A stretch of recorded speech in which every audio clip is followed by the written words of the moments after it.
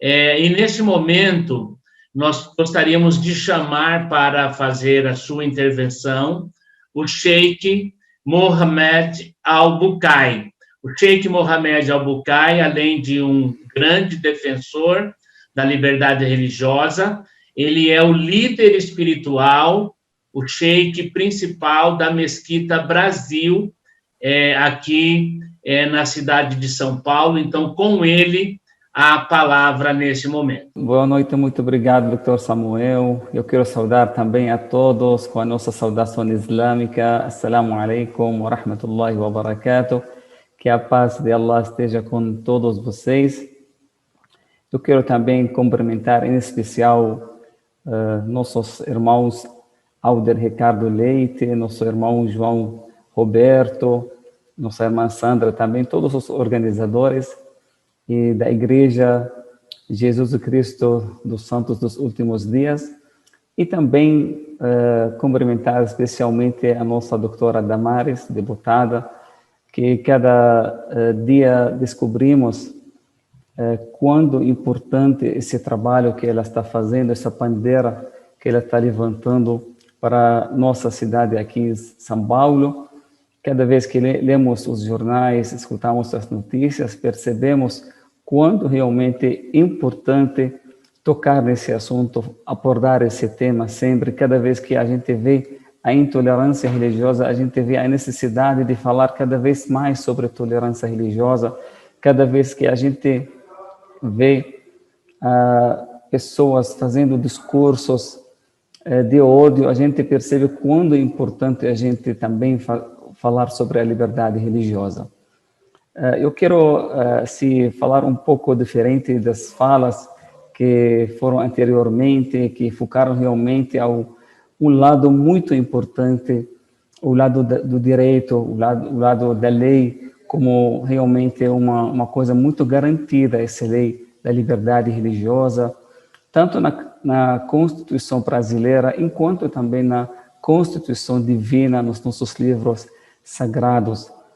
E, na verdade, eu quero dizer também que hoje em dia estamos nesse século XXI, que é um século conhecido como o século do conhecimento, da tecnologia, da iluminação.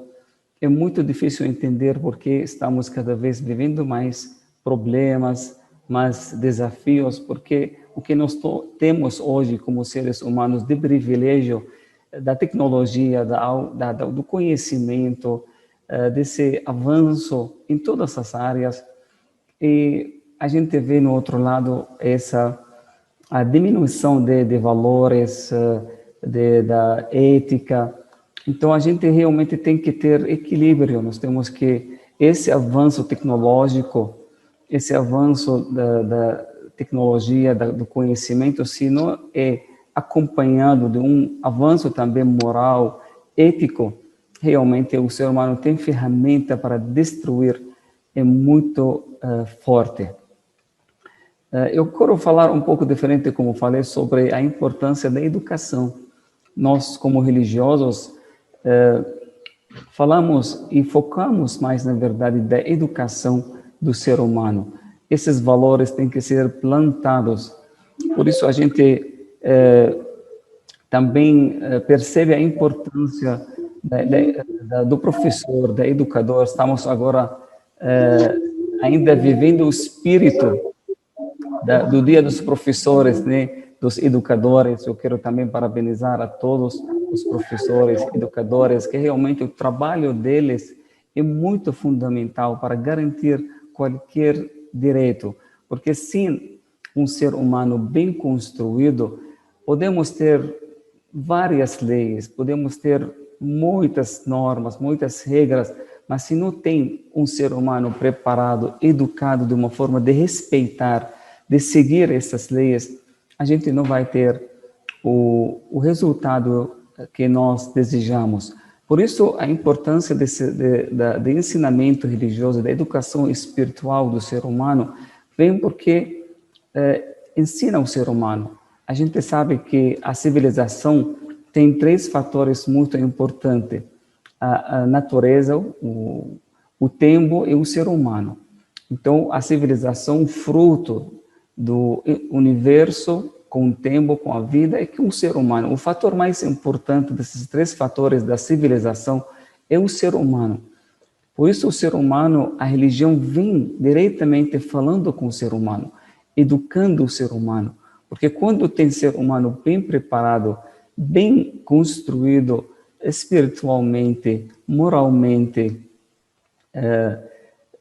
assim, no conhecimento, então esse ser humano que ele vai conseguir levar essa mensagem, praticar esses valores. Por isso, a religião hoje ele ensina como construir esse ser humano moralmente, na parte da ética.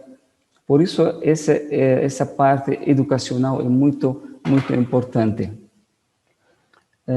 É muito difícil hoje também, muito triste quando a gente vê que a religião está sendo usada. A religião nunca foi revelada para a infelicidade do ser humano. A religião vem para a paz, ela vem como misericórdia. Deus diz no Alcorão Sagrado para o profeta Muhammad que nós não te enviamos a não ser uma misericórdia para todos os mundos.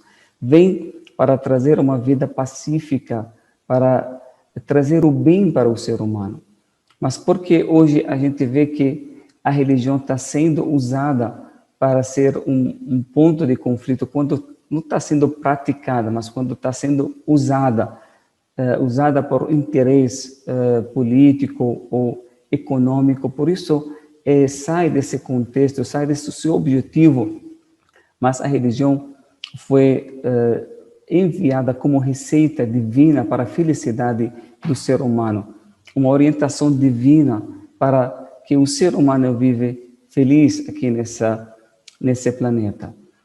Por isso é muito importante focar e investir no ser humano, na educação. A educação é muito importante para aplicar qualquer lei, qualquer normas, qualquer regras. Nós temos que cuidar do ser humano. Por isso, o trabalho dos educadores, dos professores, é muito importante em qualquer época, em qualquer país. No Alcorão Sagrado, nós podemos ler que a liberdade religiosa, um direito já foi estabelecido 1400 anos atrás nessa Constituição divina, quando Deus fala no Alcorão Sagrado, na Surata número 2, 253, que não há imposição enquanto a religião. A religião não aceita ser uma coisa forçada, não pode ser uma coisa forçada, porque isso aqui contraria o propósito divino do ser humano. Deus criou o ser humano e Ele quem deu para ele essa liberdade, Ele quem deu para ele essa dignidade. Deus diz no Alcorão Sagrado: وَلَقَدْ كَرَّمْنَا بَنِي آدَمَ, que nós honramos os seres humanos. Todo filho de Adão, ele tem uma parte divina, ele foi honrado, homenageado, ter uma parte, um sopro divino dentro dele. Por isso ele merece. Quem deu essa liberdade para nós foi Ele. E quem somos nós para impedir essa liberdade das pessoas? Quem somos nós para julgar as outras pessoas? Se o nosso Criador, que nos criou, Ele que autorizou essa liberdade, esse quem deu, porque estamos sendo avaliados aqui.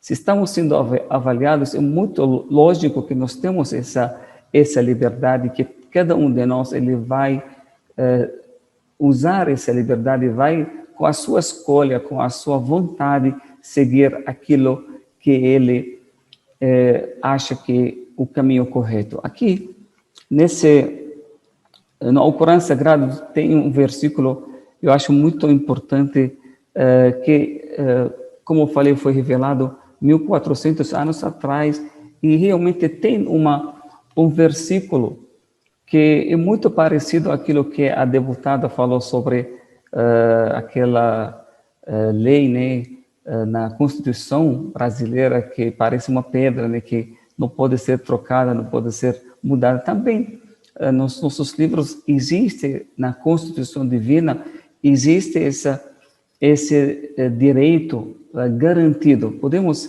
aqui no Alcorão Sagrado, Deus diz na surata número 10, versículo 99.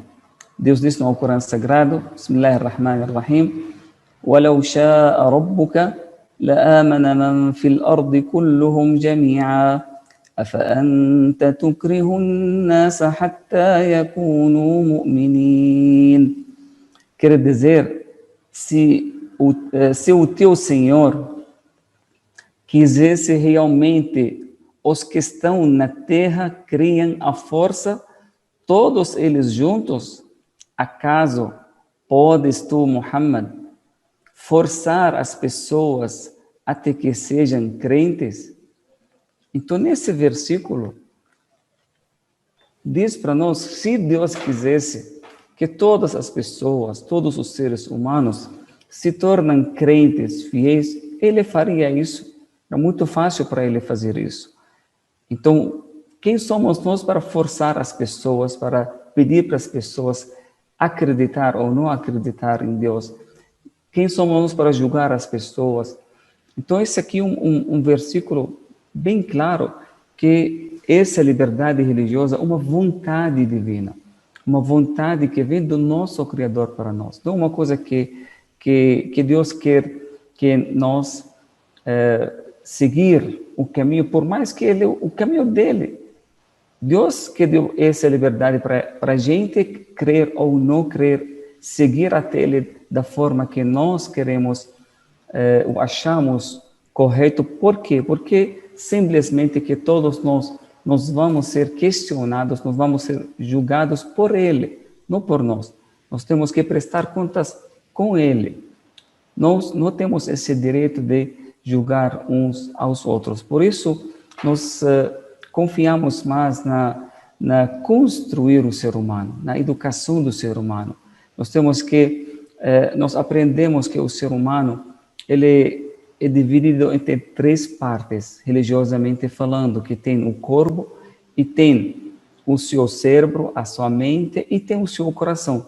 E cada parte dessas 3 partes precisa ser alimentada. O alimento do corpo, a gente sabe que é a comida, a bebida, o alimento nossa mente e o conhecimento, e o alimento do coração e o amor. Então, tem que alimentar essas 3 partes. Nós temos que educar o ser humano para valorizar a vida, para respeitar a vida, respeitar o ser humano como criatura que tem parte divina. Essa é uma educação, essa liberdade, essa diversidade,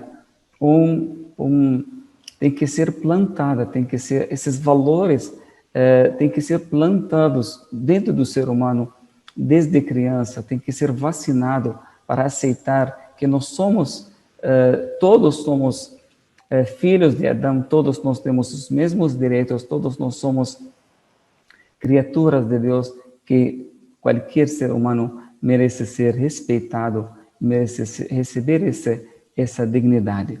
Por isso, eu confio muito nesse trabalho, educar o ser humano e construir um ser humano que consegue mudar a vida. Porque hoje a mentalidade que o ser humano hoje tem realmente que está causando problemas, não só entre as pessoas, mas o ser humano com essa mentalidade está causando problemas contra a natureza, contra outras criaturas, contra seres humanos. Então, essa pandemia também vem para, talvez, chamar a nossa atenção, para a gente refletir um pouco sobre que todos nós estamos no mesmo barco, todos nós temos que trabalhar juntos para o bem-estar do ser humano. Então, isso aqui, como foi bem falado, né, no Alcorão Sagrado também nós temos um sinal, né, que para falar da liberdade religiosa, quando Deus fala sobre quando a pessoa mata uma outra pessoa de uma forma errada, ele erra por engano, ele acaba matando uma pessoa, ele tem que fazer certas coisas, mas entre essas coisas que ele tem que fazer, uma expiação, que tem que libertar uma pessoa, um escravo. Libertar um escravo na época quando tinha escravos. Mas isso aqui quer dizer o quê? Um sinal quanto é valorizada a liberdade do ser humano. Então, quer dizer como uma pessoa faleceu para assim substituir ou para um pouco assim repor essa perda que foi assim por causa da morte dessa pessoa. Nós temos que libertar uma outra pessoa que é escrava, né? Dar liberdade para ele. Quer dizer que a escravidão é uma morte para o ser humano. E quando você liberta um ser humano, dá um direito para ele, você está ressuscitando essa pessoa, como se fosse pessoa morta que foi ressuscitada. Então, é muito importante respeitar, como falei, que estamos hoje na época que foi conhecida, né? Foi nomeada a época dos direitos humanos, a era do conhecimento, da iluminação. Nós temos que realmente voltar e refletir muito sobre a nossa prática, como podemos mudar e educar o ser humano de uma forma diferente. E também eu quero finalizar, né, com uma história, né, que eu li sobre a dignidade do ser humano e como a importância do professor, do educador na vida do ser humano. Eu li sobre o grande Alexandre Grande, quando ele voltou para a sua cidade como um grande conquistador, quando líder.